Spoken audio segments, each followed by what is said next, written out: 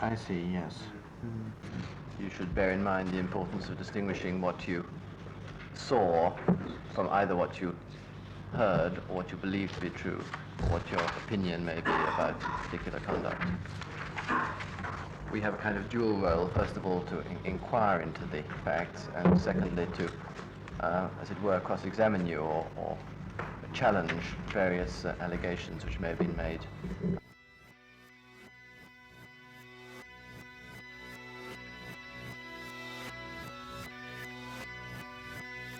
I think one had all sorts of rumours floating about that there might be some difficulty at this lecture. We agreed that the lecture should be approved. This was a university that had projected a liberal, progressive attitude to university, learning, academia, research, so on and so forth. Could I ask you at this point, you mentioned in your written statement the possibility of disruption of election from several people. Were these rumours distinguishable that this was to be a demonstration, or did you have actual, sorry, one can't really say what's actual rumours? But Well, I think it was an interesting moment in the development of higher education. Colchester was chuffed when it got the university because, of course, that was quite a coup. It was all scheduled to go to Chelmsford. Dr. Sloman, this must be something of a milestone, seeing the first new building going up for the University of Essex. It's actually quite a strong feeling of the opening up of the future, and the way towards that opening up, or at least one of the ways towards it, was the development of new universities. Heard the Reith lectures that Albert Sloman gave. People were handling new ideas. There was a lot of ideas around. Really, each one, so to speak, setting out their wares, which were wares in terms of innovations, basically.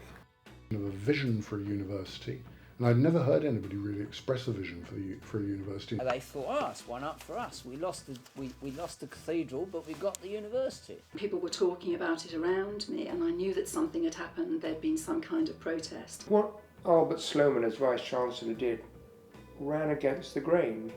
They were to some extent copying each other, but in many ways sort of seeking their own paths, as it were, to almost a definition of what higher education ought to be. Look, we are the university. This is what you were talking about.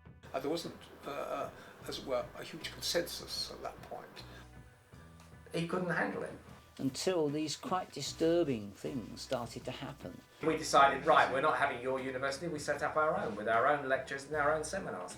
And that things had been thrown and that there were various versions of what had happened, and it was all very confused. There was a very high level of student competence and great excitement about being at the university, and I think the students really understood, to a very large extent, and bought, as it were, the central ideas which dominated Essex. There wouldn't be a division between students and staff, and there wouldn't be a separate students' union as such. We were all in this together in one big democratic family. I think because everybody had soaked up this particular sort of philosophy about Essex University, that the reaction was so strong against what Sloman had done. I was getting suspicious of Sloman. No. A theme throughout this entire interview will be my vast range of ignorance of a variety of fields. Yeah, the Reith lectures, that was mentioned. Didn't have to read it. Plus, the Spaniards who were around were suspicious of Sloman because he'd come from Liverpool University. You've chosen for the university colour Essex red. Why red particularly, and what does this colour look like? Well, it's the red which is the background of the Essex shield, and therefore it's a colour which has often been associated with Essex. The only Spanish department in the country to support Franco during the Civil War. Democracy was a sham. It then becomes an embarrassment to have the University of Essex. I want to try and reconstruct this dialogue as much as we can.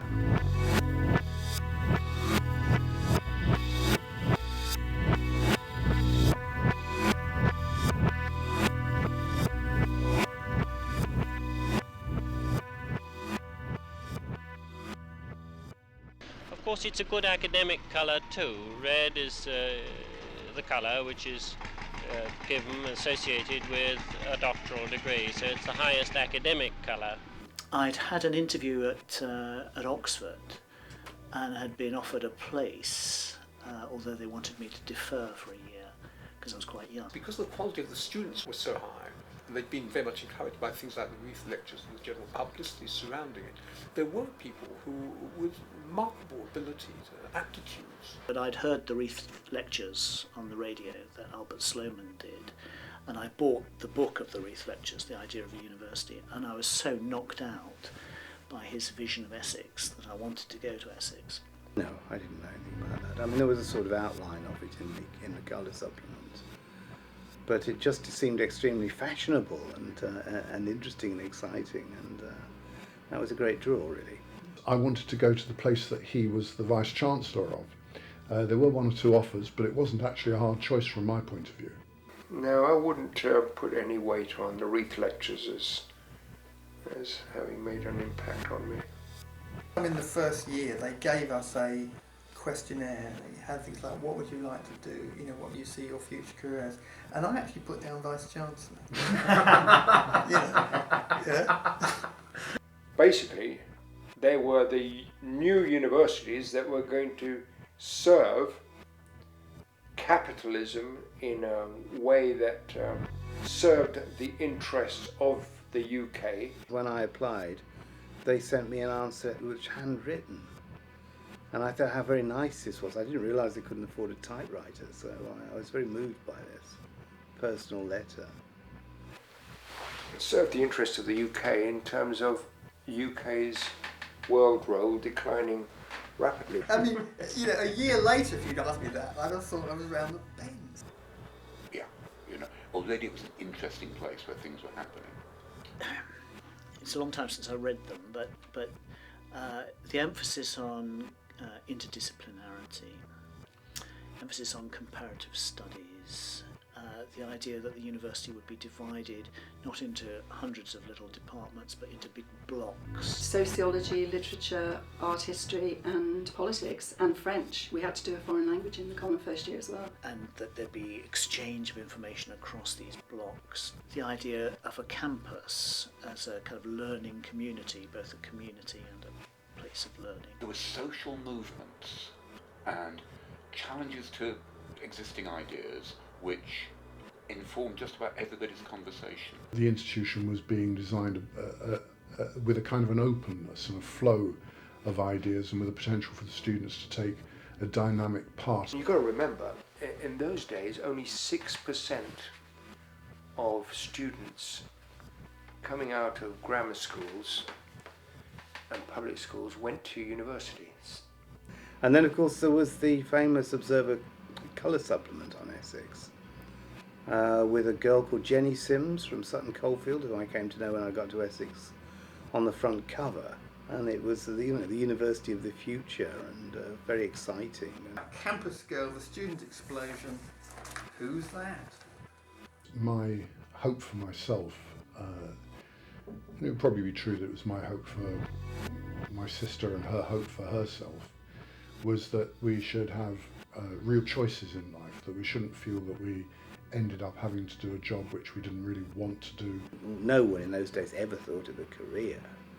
That was the very last thing, or employability. So one just came because, you know, wanted a few years hanging around reading books and stuff. There was already strange things happening in terms of relationships and authority. To be authors of their own future, not to be passive recipients. Overwhelmingly middle class. It wasn't a confrontation, but it was a very vigorous bit of dialogue. And, you know, I remember that as what was just in the air in spring of 1967. I think the first thing it meant was social mobility, a chance to get away from a family background that was not exactly working class, but certainly not far off. And my grandparents had always assumed I'd joined the Royal Navy, and my grandmother actually tried to sign me into the Royal Navy when I was 15. The post-war recovery had left us all probably a little better off, even if we were from relatively less well-off economic backgrounds.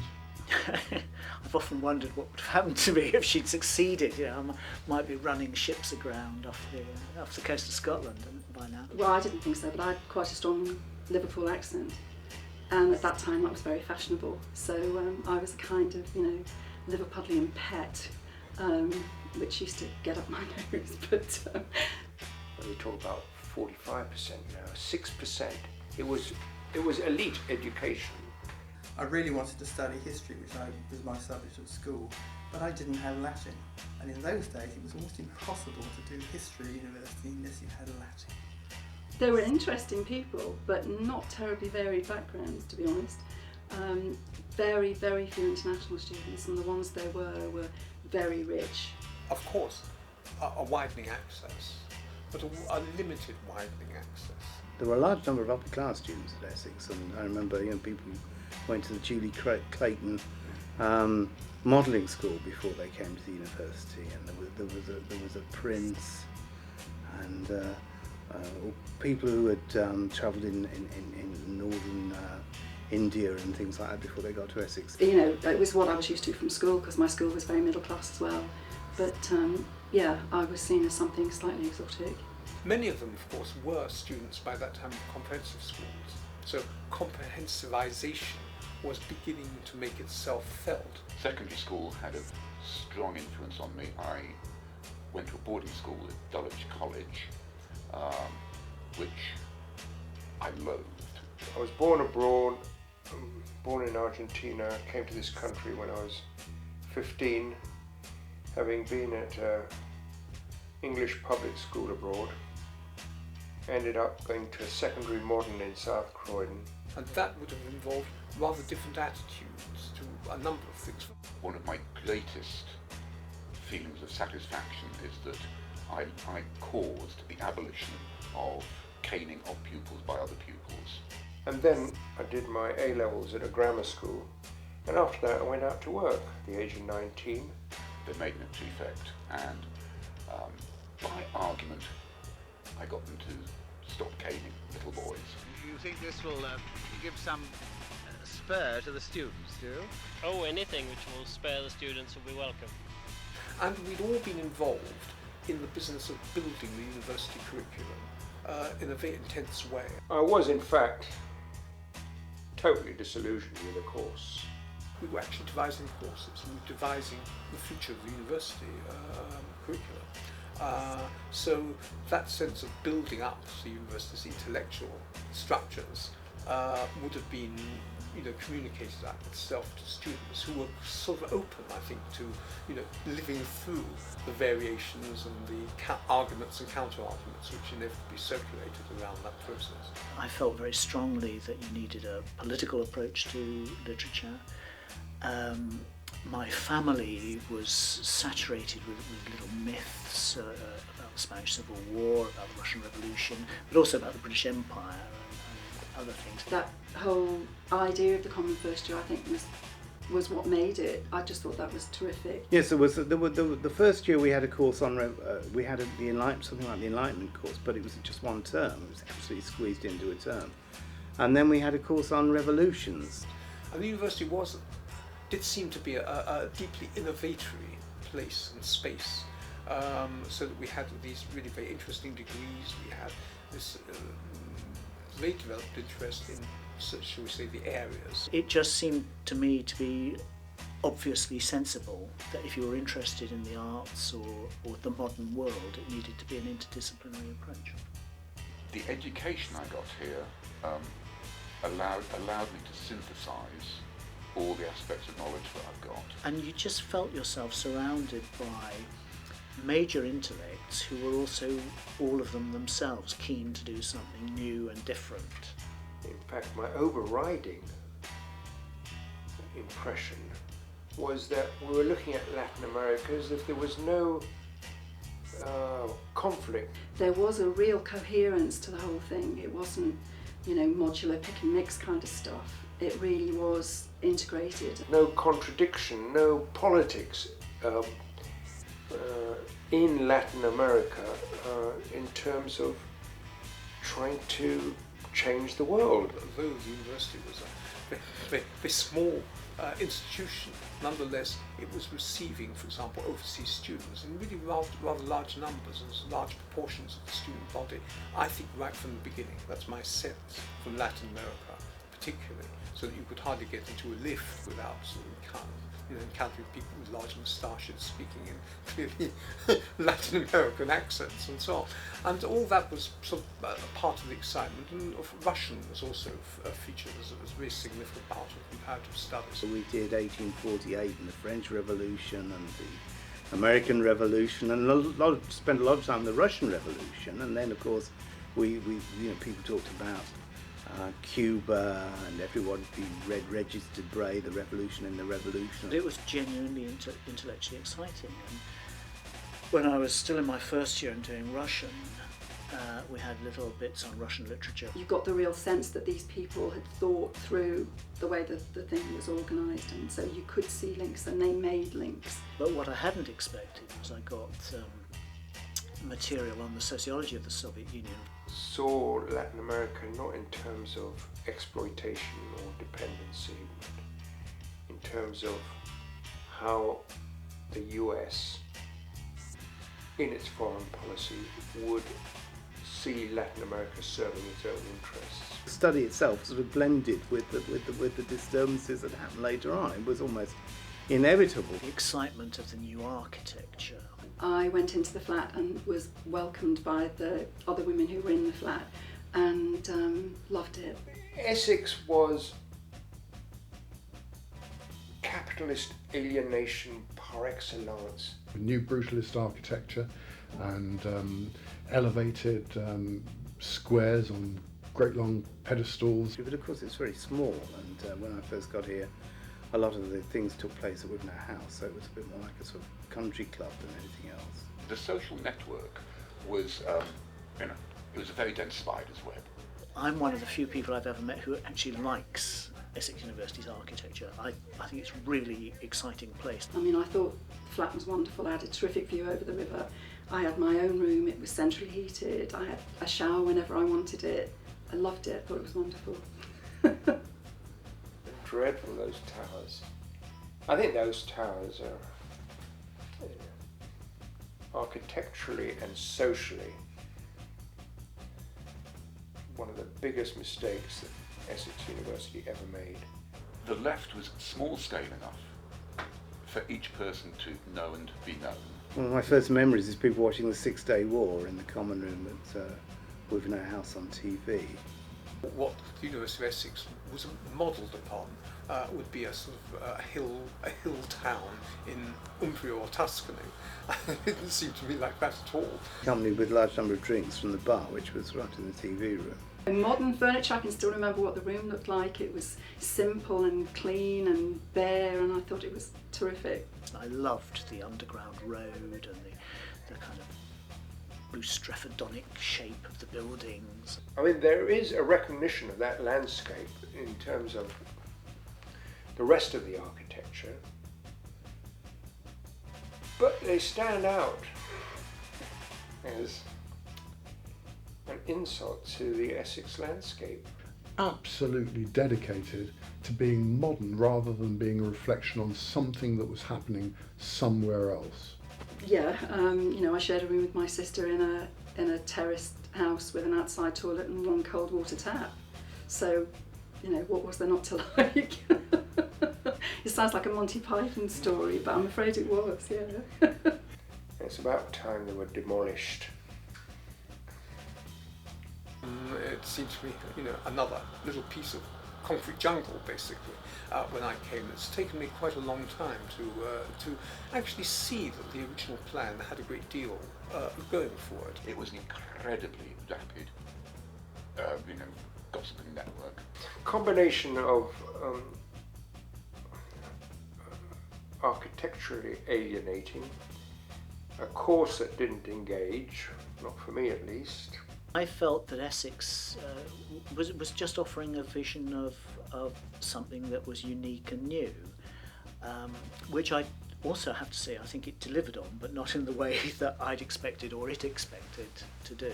You know, because I was obviously interested in airplanes and guns and followed military history, people would ask me about what's actually going on in Vietnam. And a really interesting bunch of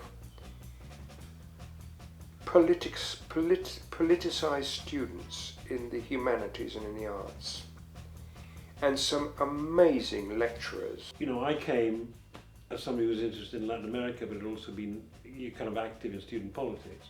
It's a fundamental assumption. I think, or the one which at least guided its architecture, was that everybody would be very close together, and there would be public spaces in which people could easily congregate. I think that had implications for the events, in fact, in '68. But I came with Latin America in my head, but also with Vietnam in my head, Vietnam in my heart. Close port down, keep science clean. Essex University, brand new, parts still under construction. The university that was to spearhead a real integration of students and staff. But whilst its new buildings are slowly but surely rising, its liberal society is fast crumbling. In my first year, certainly at the beginning, there wasn't a lot of things going on politically, but then it was the intake of the next year, which was in my second year. This was autumn 1967. The post-war generation was used to a great deal more freedom than my parents' generation. My memory of that year is that from the word go, from October, there was something different in the air. You know, the new ideas coming out of, particularly out of Europe, people like, although Debray came later, but were third worldist, anti-imperialist. There being considerable affluence as well. It did seem, at least for the rather limited generation, who did take advantage of new universities, which is still a larger group than the people who'd gone to the old universities, that we were rather well off, and that it was going to get better. And I think that year, 66, 67, was still a very transitional kind of year. There was I joined whatever the name of the Socialist Society at the time was, and there were some kind of old Labour people in there. There was a chap called Fred Twine. Very sceptical about the old structures, sceptical about trade unions, sceptical about political parties, very sceptical about the old CPs, which we began to see as Stalinist. Which, I mean, the very name says it all. A very nice bloke, don't get me wrong, very nice guy, but he wore a tweed jacket with lots of pens and glasses. Really, in 67 would be characterised by the donkey jacket, as worn by upper middle class people, whereas by the end of 68, I was moving into full psychedelia. They were so colourful. The hair, the clothes. And I remember going to one meeting where somebody talked about something happening under the podium. People's sense that they could choose their style of dress, their kind of music. I didn't keep up my membership of the Communist Party. Arriving in Essex was arriving, if you like, into the next phase of the student movement, which was dominated much more by anarchist ideas, by ideas of self-organisation, by ideas of direct democracy and so on. And he said sub-podium, and then somebody else said, surely that should be sub-podio. They were so different to what had been there before. Which incidentally is probably right in terms of Latin. I have a difficult relationship with organised politics of a party kind. It was very interesting, a huge change in how people dressed and what the music sounded like. It really was continuous revolution. Whereas the following year, things were different. I mean, yeah, people did go off to London at the weekends, but I mean, really, we had quite a phenomenal cultural scene at Essex. And then these new influences, Guevara, Vietnam, Ho Chi Minh, and all that kind of fed this sense that there was a new a new culture.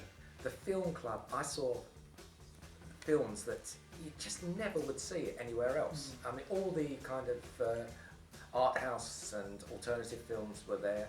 The 60s had been just one hell of a decade anyway. Even though obviously there was always the threat of atomic destruction, Third World War and so on, and there was a certain amount of apocalyptic sort of mood music being played all the way through those decades. But in spite of that, there was a real feeling of the future, so to speak, was an attractive prospect in a way which I don't think many people really feel that anymore.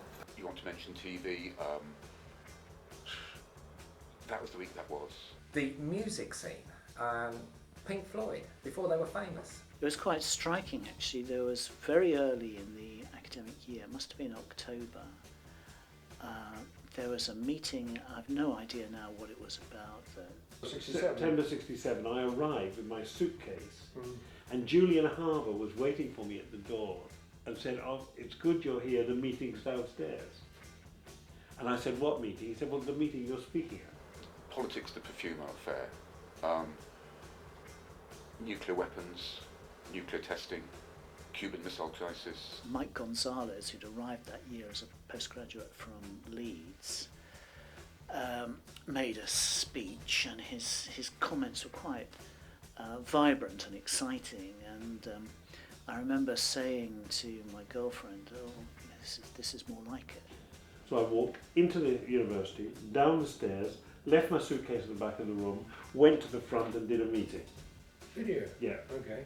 Now, it needs to be said that we are talking about the era, the innocent era of the so-called swinging 60s, which didn't really start, certainly in Colchester, until the 1970s. So the university was a kind of vanguard, because the Beatles never came. It was more like what I was used to from CND and from Solidarity. But also, of course, the anti-Vietnam War movement was building up. There'd been trouble in the Netherlands, the previous year, the Provo movement in the Netherlands. We had some very vigorous cultural critique going on here, and that to me was just intoxicating, I would say. You're talking about a period in which major ideological issues become the central driving force: racism, imperialism, colonial oppression, all of those things, and the oppression of women. Students in Germany, the anti-Vietnam movement in America, the fact that CND was moving away from being a kind of carrot juice and sandals pacifist movement into being much more an anti-Vietnam War movement. By 1967, it had become a movement for peace in Vietnam, but now a new slogan was entering into it, which was Victory to the Viet Cong. And there's loads of other groups from the time, came Family, Incredible String Band were regulars. They had people like Jeff Beck, and later on people like the Incredible String Band, and I remember Ginger Bay coming, and I got involved in that, so I was part of the events committee and got all these acts who performed in the Hexagon. People were looking for ways to attack the structure of the NUS. It was reinforced by the stuff coming out of Germany. The SDS in Germany was anarchistic, democratic, anti-imperialist, and extremely radical. We did have some fairly radical situationist inputs. One morning coming out of Colchester, somebody had spray painted on a furniture shop window, "Lounge in your emptiness." People's sense of what was probably a rather bohemian style took root. USA and all kinds of quite big bands. But up there were these increasingly long-haired hippie types who were into drugs, permissiveness that seemed extremely interesting, if not exciting, and were wrecking the place. I mean, I've never seen a folk club like it. We got top quality people there, and often before they were famous, and they were just sitting there with 100 people, and it was a very kind of close, enjoyable atmosphere. In other words, we were beginning to develop in a new direction, an anti-imperialist direction, an identification with the Third World and with the black movement in America. Already injecting into the Essex thought the idea that the whole body of students joined by some of the younger staff, would be the decision-making body. I think it's worth saying, and this is important, is how, in retrospect, how young the staff were. I think in terms of the subsequent history of the Essex events, I think the arrival of Mike Gonzalez from Leeds was one of the key dynamics. It was a very youthful place, and lots of people were kind of giving dinner parties all the time and having affairs all the time, and it was the whole atmosphere was somewhat eroticised and highly charged. So there was that element of the university, and so the gap in that sense between students and staff wasn't all that great. So, I mean, culturally, I think there were a lot of things going on. And then, you know, we started an arts festival even in those early times. The next significant event, Guevara was killed on the 27th of October.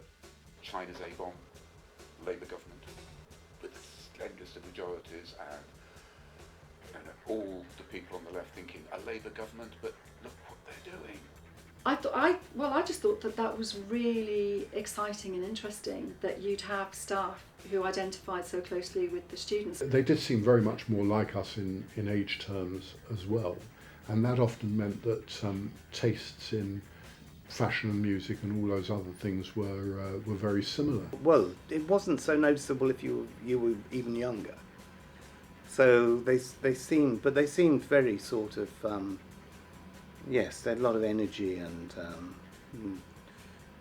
floral ties and stuff like that. One went up there every now and again, and I know that at the height of '68, it became a sort of tourist trip.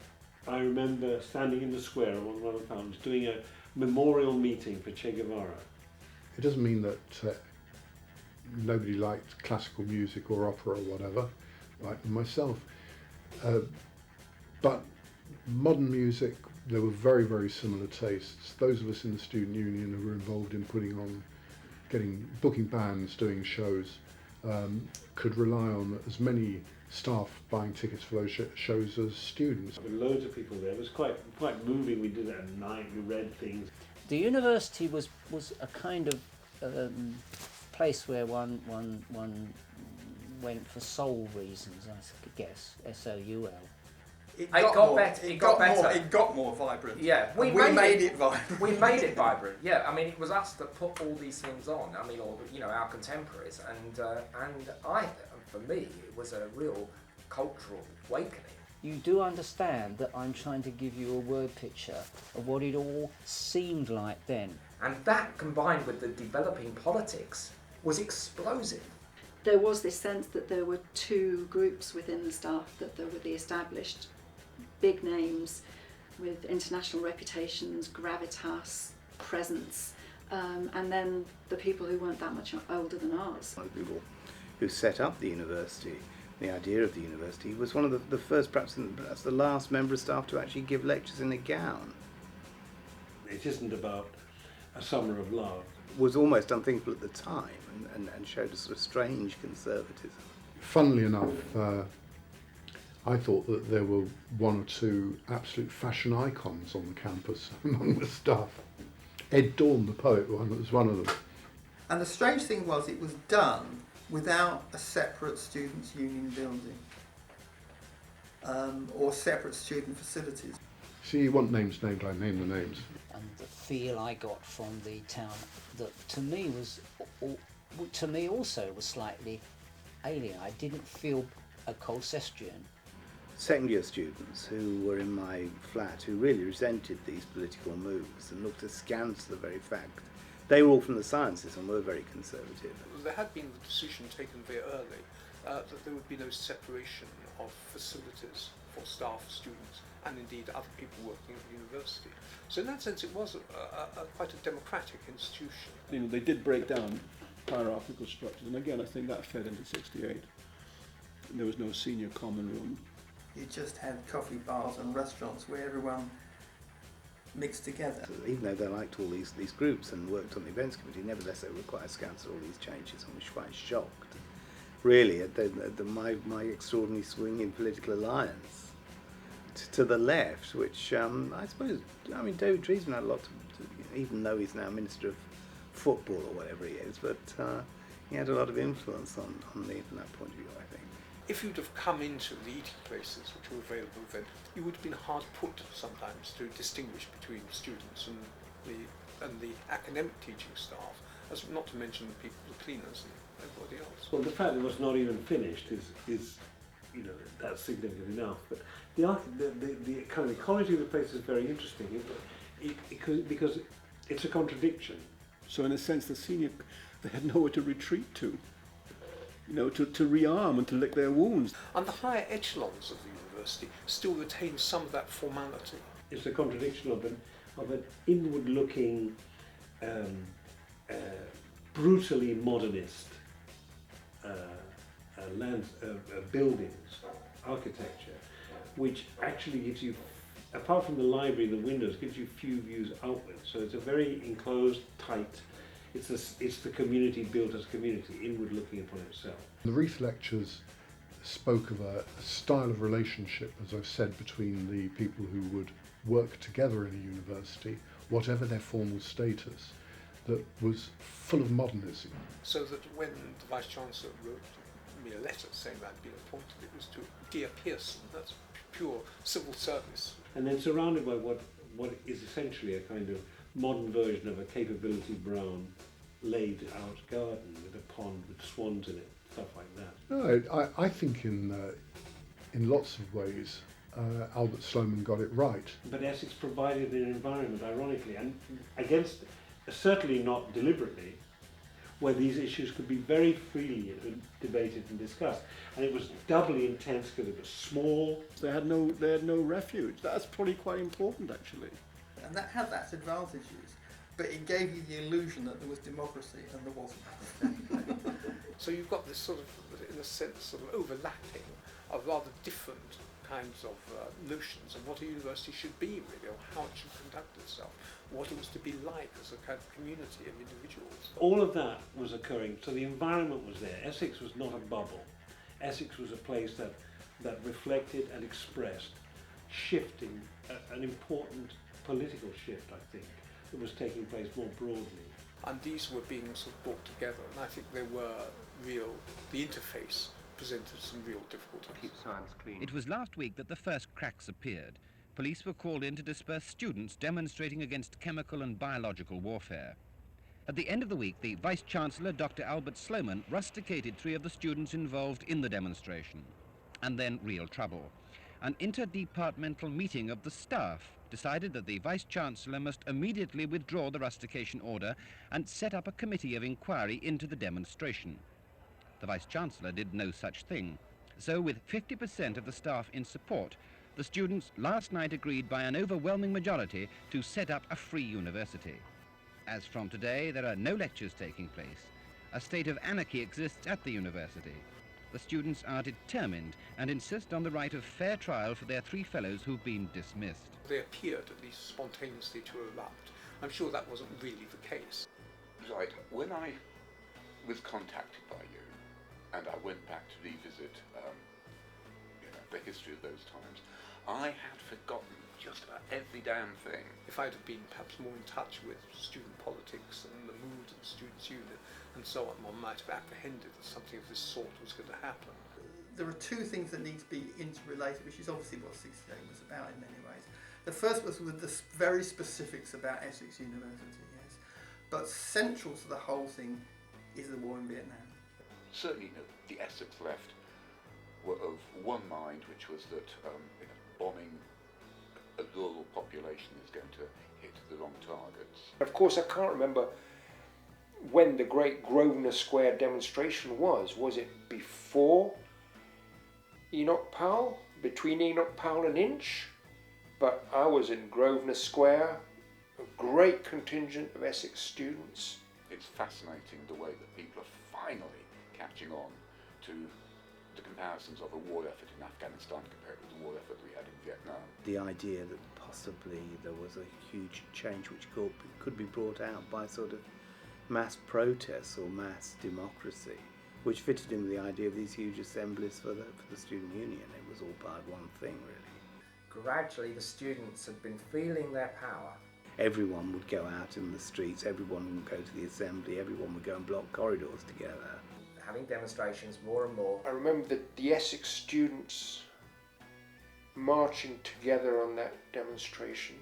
Was duly carried, I was by the press of the throng, off my feet through half a dozen holly bushes and a metal fence. The Germans had come across, the French had come across. So I felt I'd done my duty and went off and had a nice dinner. There was the really large demonstration against Enoch Powell just before he gave his Rivers of Blood speech. You know, Enoch Powell was here. Oh yes, that's right. You know, chronologically, I can't remember when Grosvenor Square took place, but it was, you know, it was all in '68, wasn't it? It was in '68. I think there were much more kind of concentration of almost a sort of chemical depositing of a whole series of as it, you know, influences, forces, and so on, motivations that were abroad and got sort of very tightly focused as it happens. I heard about it probably between a week and 2 weeks before, and from students in the chemistry department. Most of the chemistry students weren't involved with the left. For a start, they were up at Wivenhoe House, which was physically separate from the main campus. There were one or two people in the Socialist Society or within that network who were in the chemistry department. There weren't very many, but there were some. And one of them, I can't remember his name, I think his name was Phil. Sue Plowman said to me actually one day that she thought somebody from Porton Down was coming to their department. I said, no, surely not, kind of thing. There's a conspiracy theory that, in fact, a very intelligent publicity man at Penguin Books set up the whole damn thing. And I wouldn't claim to have known that much about it. And she said, well, come and see. And she took me to see a list that was up on the Chemistry Society or Chemistry Department notice board, which was just all their staff and postgraduate seminars for that academic year. I don't know one way or the other, but there was a book coming out in early 1968 by Stephen Rose called We All Fall Down. Though it's amazing how much you can learn in a week, given a good library. There it was, you know, May the 7th, Dr. Inch, Porton Down. And I couldn't believe it. And so I went with Sue and we spoke to, I think originally Mike Gonzalez, and said, did you know a guy from Porton Down is coming? I didn't remember the title. All I know is that it was Porton Down. If I talk about Red Ragford Bull, this is what this was. This is an academic discussion from somebody from Porton Down. Was he not trying to recruit? This is what I understood, that he was there on a recruiting exercise to recruit chemists, graduates. I don't remember that. Popular scientific study of chemical and bacteriological weapons. But some of the research in Porton Down had come into active use in Vietnam. All the work at Porton was defensive and the quality of science was very high. God, why have they put it on a notice board? You know, how naive are these people? Agent Orange and chemical defoliants in Vietnam. So we were aware, and that was all tied together. That, you know, we made all those connections. Chemical biological warfare, napalm, Agent Orange, Porton Down. These things are connected, but there was something else. There were several acts in the course of whatever day it was of people going to look at this notice and kind of going, duh, you know. I don't know if you remember this, but in the course of reading stuff, we discovered, it's quite interesting looking back, that we discovered that the police in Liverpool and in London had stocks of sarin. This had to be stopped. We met in a certain place, and I know exactly where it was. Yeah, I can almost envisage people now where various people were sitting, off campus, and we planned this thing. There was a debate about what we should do, and it ranged from placards and picketing and things. Could be a damp squib. Let us do something more dramatic. We were going to put to him things which we regarded as being akin to war crimes. You see, they were stars of what would happen next. could students go even further? It's very exciting. We go into the meeting, an indictment will be read out and a debate will be had with Dr. English. Yeah? Here's a scientist, let's put the counter-argument on the basis of serious research and not just shouting down, like, for example, Enoch Powell had been done when he came to talk at the university. The intention was indeed to break it up. I've seen a couple of descriptions, especially things that were said to Lord Gifford later about innocent demonstration. The idea of driving him out in silence, which some people seem to think was the purpose of it, had never crossed my mind. It had literally never crossed my mind. It wasn't. We did intend to break it up. And we drew up a typed list of people. It was a typed list, and we called it the All Saints Youth Club. I don't think I've ever thought you got good political discussion if the other person involved never took part in the discussion. I'm absolutely clear about this. We were fully intent on stopping him. No, I don't think we'd had any real adverse receptions, and normally our kind of intelligence services pick up on these things, and they hadn't shown any great concern. Said, right, these are the people who are going to be informed, and they're going to be informed that simply says, be there, it's organised, things are going to happen, right? Leave it at that. I'd hoped we'd have an argument, and I hoped once we'd had the argument and he'd seen the error of his ways, he'd get on and do whatever he was going to do, you know. The view was that promoting chemical and biological warfare, wrapped up as it may have been or intended to be in some kind of academic exercise about research in chemistry, didn't wash with us at all. But the method of doing so was to have texts describing the effects of various kinds of chemical warfare just read out. But you can never entirely rely on the fact that everybody in the room really sees it the same way. We believed that if we did it in that way, there wouldn't be any problem about getting people there at all, and we were right. They often want to remember it as being an occasion on which they had the ultimate persuasive argument that left the other person in abject silence, and it's never like that. But I disagreed with the position of just reading out a statement. The whole atmosphere was such that it was clear that this would be a big thing, yeah? I think I must have thought, well, we could find ourselves reading the statement and then he gives his lecture. This is stuff that didn't come out in the inquiry. It was all going to be rather polite. It was quite by accident that I was actually invited or asked to go to Essex to lecture. I remember going into Colchester and buying this tin of mustard powder. Now, when you came up, I gather you could hear nothing but the chanting of slogans. Yes, as I made my way through here, people were chanting, "Close Porton down, keep science clean." A large number of people in unison? Yes, yes.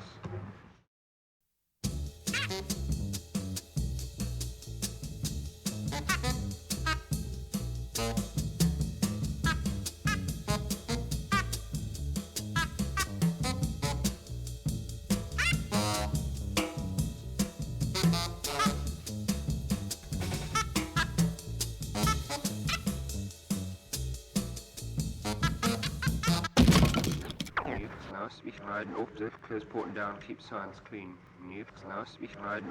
Close Porton down, keep science clean. Close Porton down, keep science clean. And I've got a copy that I got from the Oxfam shop, and one of these days I might get down to reading it.